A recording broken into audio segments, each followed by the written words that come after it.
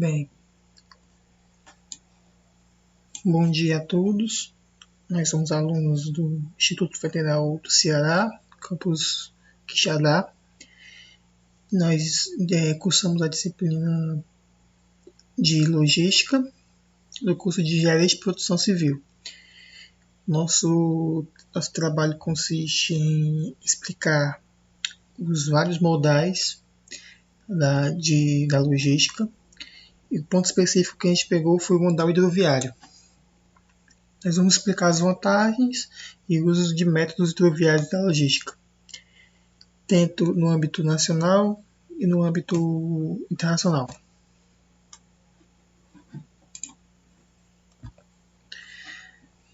Antes de mais nada, a gente tem que explicar o que é e quando surgiu esse modal hidroviário.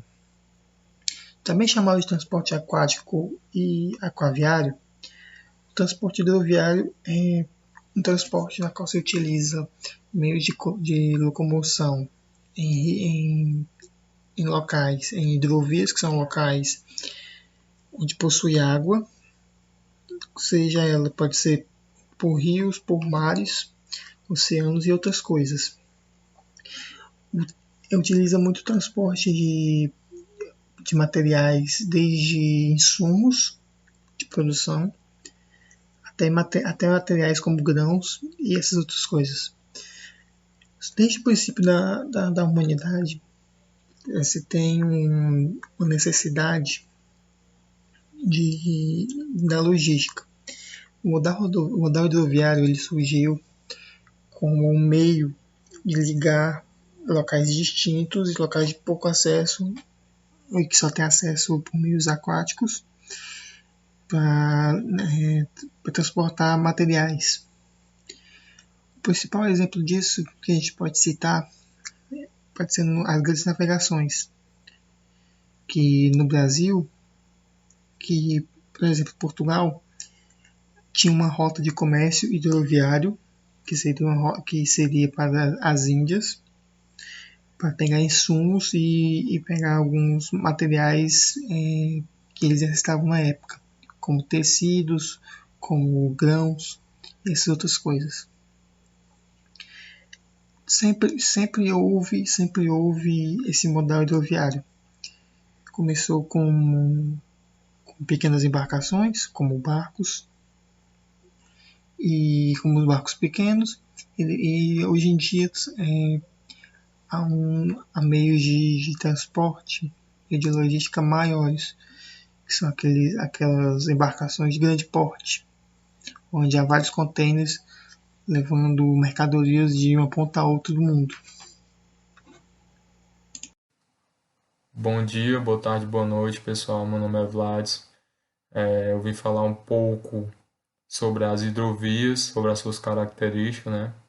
E a hidrovia é um meio de transporte utilizado em grandes rios e lagos, né? E sua principal função é transportar pessoas e mercadorias,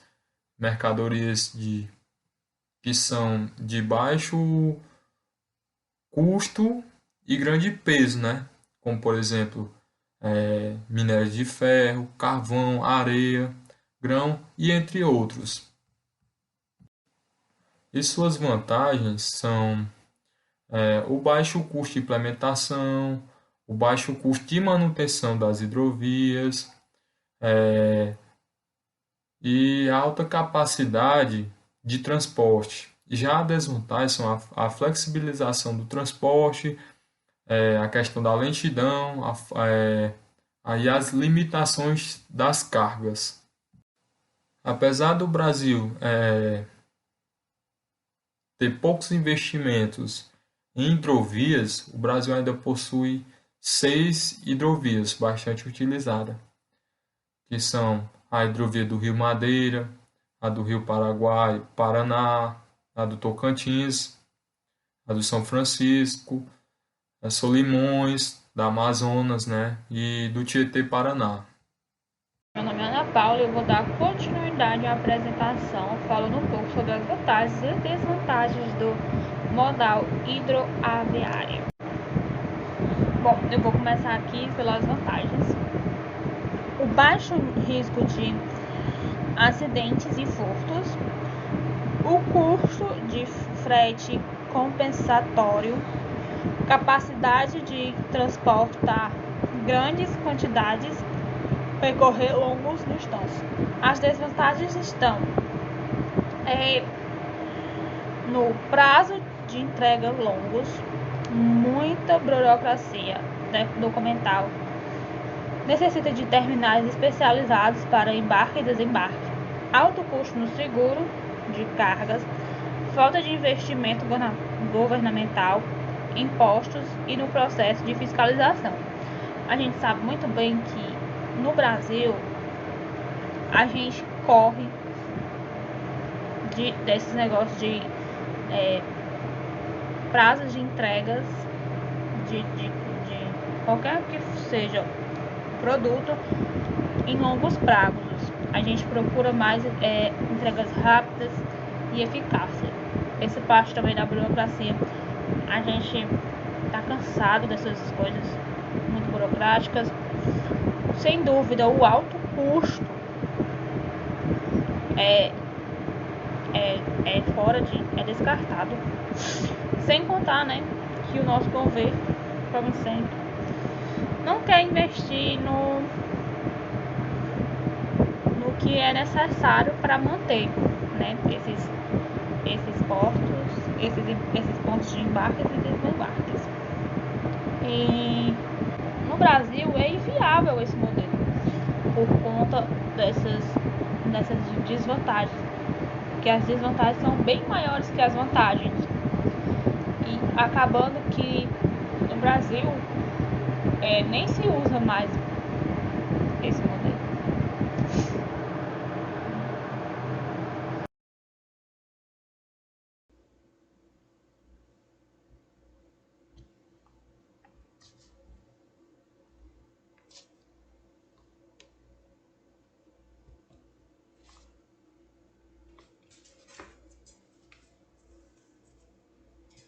O modal hidroviário ele foi essencial para o desenvolvimento da humanidade, já que ele foi o primeiro a transportar grandes volumes de cargas e interligar vários países e continentes.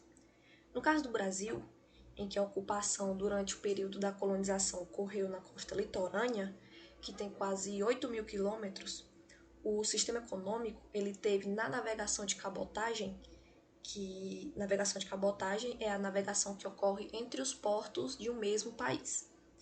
E aí teve o suporte necessário para auxiliar no crescimento do modal hidroviário brasileiro. O Brasil ele possui um grande potencial de transporte hidroviário, só que ele não é tão usado no país. De acordo com o estudo da Confederação Nacional do Transporte, o Brasil desperdiça um enorme potencial hidroviário ao subutilizar os rios navegáveis de suas 12 regiões hidrográficas. Grande parte das bacias, a amazônica que fica no norte e do Paraguai que fica no centro-oeste, elas são perfeitamente navegáveis, mas esses trechos eles ainda são pouco utilizados para navegação, porque ainda alguns trechos têm a necessidade de correções para utilização e porque essas regiões elas são pouco ocupadas. Por exemplo, se o rio Amazonas ele estivesse no centro-sul, em São Paulo, Minas Gerais, Rio de Janeiro, até o sul do Brasil, a história do transporte hidroviário brasileiro poderia ser outra. E outro fator que contribui para a pouca utilização das hidrovias brasileiras são os custos cobrados por tonelada no embarque e desembarque, que aumentam em 5 vezes o valor dos transportes em relação aos países desenvolvidos.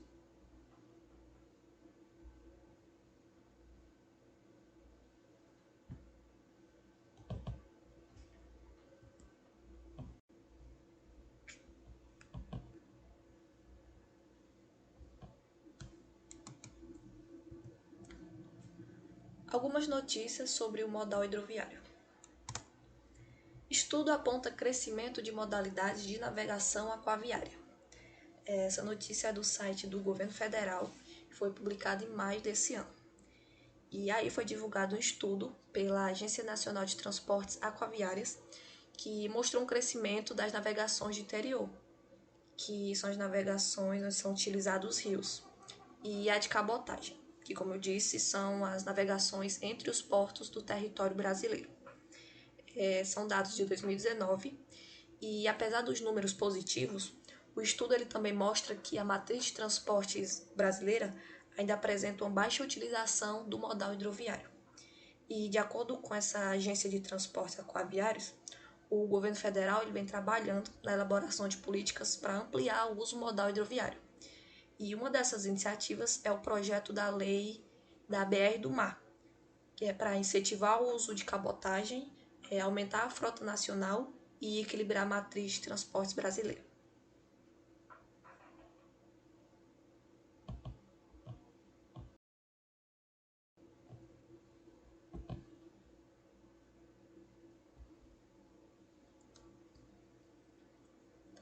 Ever Given, navio que bloqueia o canal de Suez, volta a flutuar. Esse navio é uma das maiores embarcações oceânicas do mundo, e esse canal de Suez fica no Egito. Em 23 de março desse ano, esse navio ele teve uma pane no seu sistema e enfrentou uma tempestade de areia, e aí ele ficou encalhado. E aí vários outros navios ficaram esperando na fila para atravessar esse canal, totalizando 10 bilhões de dólares em mercadoria. E outros navios procuraram rotas alternativas, que seria contornar o sul da África. O canal de Suez é uma das rotas de navegação mais importantes do mundo. Cerca de 12% do comércio mundial passa pelo canal, 9% do petróleo mundial e 8% do gás natural liquefeito. E é a ligação marítima mais curta entre a Ásia e a Europa. E aí, depois de 6 dias, em 29 de março, ele desencalhou com mais de 400 navios na fila de espera. Aí foi falado de um prejuízo de 14 a 15 milhões de dólares por dia desse bloqueio. Porém, dados indicam que o navio encalhado estava segurando cerca de 9,6 bilhões de dólares em comércio ao longo da hidrovia, a cada dia. E uma seguradora alemã disse que o bloqueio poderia custar ao comércio global entre 6 a 10 bilhões por semana e reduzir o crescimento anual do comércio em 0,2 e 0,4 pontos percentuais.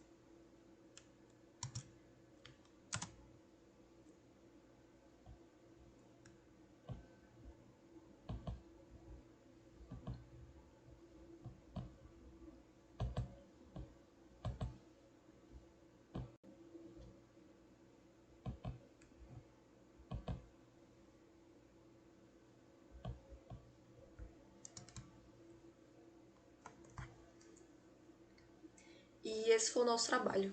Obrigado pela atenção.